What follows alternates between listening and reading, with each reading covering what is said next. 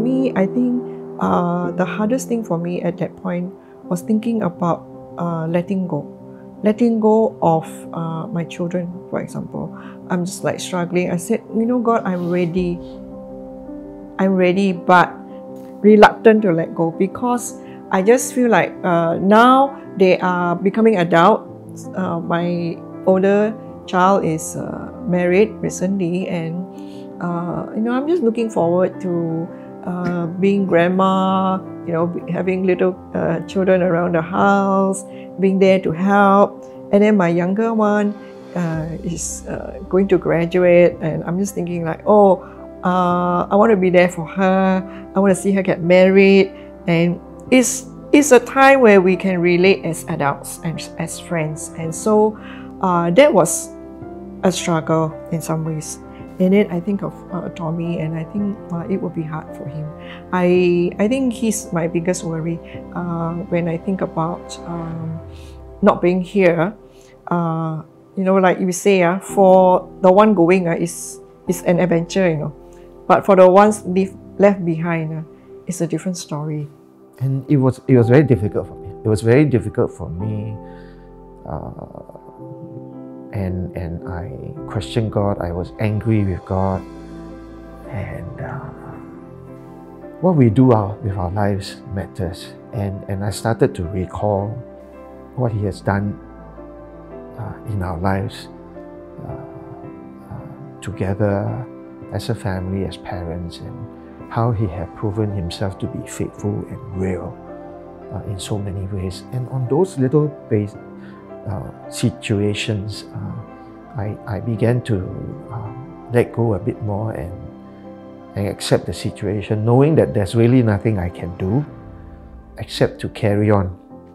The other struggle I had was my ministry, the work that God called me to do. Because it was entering the 10th year, and in a sense, when God called me to do the work, it was like starting from scratch. And so to think about retirement is also painful, but it's a reminder that these are not mine. You know, it belongs to God. And so He has the ownership. I have the stewardship.